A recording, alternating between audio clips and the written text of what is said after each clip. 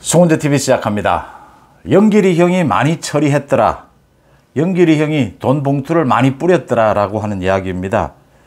민주당의 전당대회 돈 봉투 게이트 핵심 인물이죠. 이정근과 강내구의 통화 내용입니다. 어제 JTBC에서 단독으로 보도를 했습니다. 녹취록입니다. 지금 이정근의 녹취록 3만 건 가운데 5천 건 정도가 드러났는데 앞으로 3만 건이 모두 포렌식을 통해서 드러나게 되면 도대체 민주당의 전당대회 이 돈봉투 게이트가 어디까지 갈지 알 수가 없는 상황입니다. 이정근, 강내구 이 라인 이외에 영길이 형이 직접 돈봉투를 많이 처리했더라, 많이 뿌렸더라 라고 하는 이야기입니다. 송영길이 직접 돈을 뿌렸다. 또 다른 라인도 있었을 것이다. 지난 2021년 민주당 전당대회에서 송영길 쪽만 돈을 뿌렸겠느냐, 홍영표 쪽도 뿌렸다. 녹취록에도 나옵니다. 홍영표 쪽이 돈을 뿌리니까 우리도 안 뿌릴 수가 없다라고 하는 이야기도 나옵니다. 이렇게 일파만파로 돈봉투 게이트가 커지고 있습니다. 그런데 송영길은 파리에서 들어오지 않고 있습니다. 송영길이 계속 파리에서 들어오지 않고 저렇게 버티고 있으면 더욱 어려워지는 것은 이재명입니다. 대장동에 유동규가 있다면 돈봉투에는 이정근이 있었다. 유동규와 이정근, 대장동 비리의 모든 사실들, 돈봉투의 모든 사실들을 이정근과 유동규가 불고 있다라고 하는 점입니다. 모두 핵심 인물이었는데 검찰 수사를 받으면서 이제 태도가 바뀐 겁니다.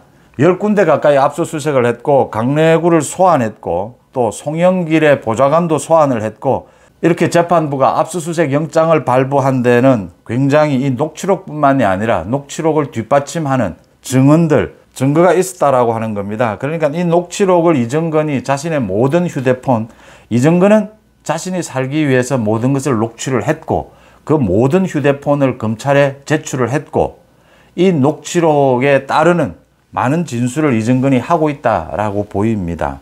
대장동의 유동규라면 돈봉투의 이정근이 모든 것을 불고 있다. 검찰 수사에 협조하고 있다. 이런 제도가 플리바게닝 제도라고 합니다. 우리나라 사법체계에는 이 플리바게닝이 없는데, 이 제도가 없는데 현장에서는 이 비슷하게 좀 운용이 되는 경우가 있습니다. 그러니까 대형 이런 부정부패, 대형 비리 사건인 경우에 이 증거를 찾아내기가 굉장히 힘듭니다. 그래서 이정근과 유동규 같이 이 핵심 인물이 자신이 알고 있는 많은 사실들, 증거들을 털어놓으면 이 형벌을 좀 가볍게 해주는 이런 제도입니다. 이정근과 유동규, 이정근의 경우에는 1심 재판 결과가 나왔는데 검찰이 3년을 구형을 했습니다. 그런데 재판부에서 4년 6개월을 때렸습니다. 유동규도 지금 많은 자신의 혐의와 관련해서 재판을 받고 있는데 이 감옥에서 나온 상태에서 재판을 받고 있습니다. 이런 검찰의 수사에 협조하는 이런 핵심 인물들이 없으면 이 증거를 찾고 이 실체적 진실에 다가가기가 굉장히 힘들다라고 하는 점입니다. 먼저 어제 JTBC의 단독 보도입니다. 송영길이 많이 처리했다. 송영길이 많이 뿌렸다 돈봉투를 라고 하는 강내구와 이정근의 통화 녹취록입니다. 녹취록 자체를 공개를 했습니다. 이 녹취록에서 강내구가 이정근에게 이야기를 합니다. 영길이 형이 뭐 어디서 구했는지 그런 건 모르겠지만 많이 처리를 했더라고. 영길이 형이 자신이 직접 돈봉투를 많이 뿌렸다 이 이야기입니다. 그래서 지금 이정근이 이야기를 합니다. 여러 곳의 라인을 통해서 돈이 뿌려지고 있기 때문에 이 전체 돈을 받은 사람의 명단을 좀 정리를 해야 되지 않겠느냐라고 하니까 강내구가 그런 것들은 비밀로 해두는 것이 좋다. 서로 모르는 것이 좋다. 따로 이렇게 움직이는 게 좋다. 이렇게 전당대회 이런 데 돈잔치, 돈선거가 되면 돈이 2번씩 가고 3번씩 가는 경우가 생깁니다. 그래서 캠프 내에서 돈을 준 사람, 안 준 사람 이렇게 분리를 해놔야 되는데 정리를 해놔야 되는데 이게 지금 이정근의 이야기입니다. 그런데 그런 정리를 하게 되면 그 자료가 남는다. 이런 건 비밀에 붙여두는 것이 좋다. 강내구 이야기가 그 이야기입니다. 이 라인이 여러 곳이 있었다. 돈 뿌리는 라인이. 그렇게 2번, 3번씩 가는 경우가 생기더라도 이건 지금 비밀로 유지해 두는 것이 좋다. 그러니까 강내구와 이정근은 지금 모든 것을 돈 뿌리는 모든 것을 이야기를 합니다. 영길이 형에게 모두 돈 뿌리는 걸 보고도 했고 또 영길이 형한테 격려도 받았다. 잘하고 있다라고 하는 이런 녹취록이 모두 공개가 됐습니다. 그 다음 말씀드린 대로 플리바게닝이라고 하는 그런 우리 사법체계에서 제도는 없지만 이정근과 유동규가 대장동의 유동규처럼 돈 봉투에 있어서 이정근이 검찰에 모든 것을 불고 있다. 이정근의 이 3만 건의 녹취록이 모두 이제 공개가 되면 걷잡을 수 없을 것이다.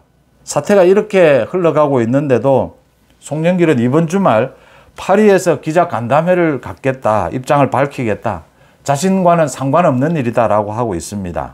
지금 뭐 한가하게 기자 간담회 가질 때냐, 빨리 들어와라 라는 게 민주당의 이야기인데, 송영길이 지금 이걸 들어와서 자신이 어떻게 수습해야 될지 방안이 없는 겁니다. 송영길이 저렇게 뻗대니까 나자빠진 거죠, 지금. 송영길이 지금 들어와서 자신이 모두 인정하고 책임지는 것 이외에는 다른 방법이 없는 겁니다. 그러니까 일단 뻗대고 보는 겁니다.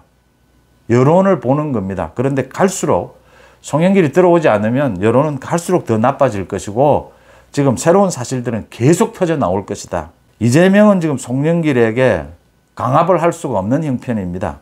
이재명 자신의 비리, 자신의 사법 리스크에 대해서도 검찰 수사도 제대로 받지도 않고 체포동의안도 부결을 시키고 이재명 자신이 지금 이렇게 뻗대고 있는 상황입니다.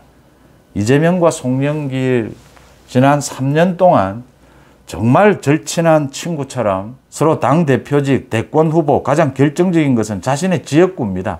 국회의원이 자신의 지역구를 물려준다라고 하는 것은 정말 평생 자신을 도왔던 보좌관에게 물려줍니다.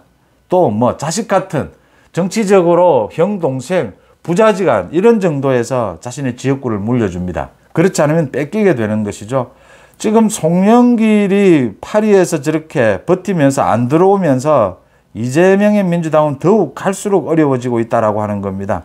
이재명과 송영길이 이 문제를 풀 수 있는 뭐 어떤 형태로든 수습을 할 수 있는 가닥을 전혀 잡지를 못하고 있습니다. 일의 내용 성격이 아직도 녹취록이 어마어마하게 남아있는 상태에서 이정근이 모두 불고 있는 상태에서 이게 어디까지 번질지 검찰 수사 아무도 지금 예측을 할 수가 없는 상황입니다.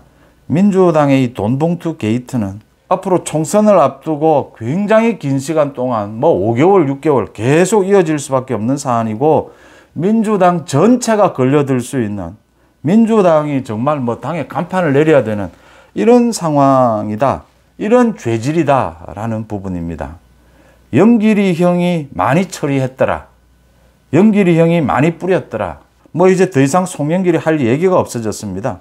송영길에게 모두 보고했고 송영길이 모두 알고 있었고 지금 이정근 이 라인 이외에 송영길이 직접 뿌렸고 또 다른 라인도 있었다라고 하는 것이 모두 지금 예측이 되는 부분입니다.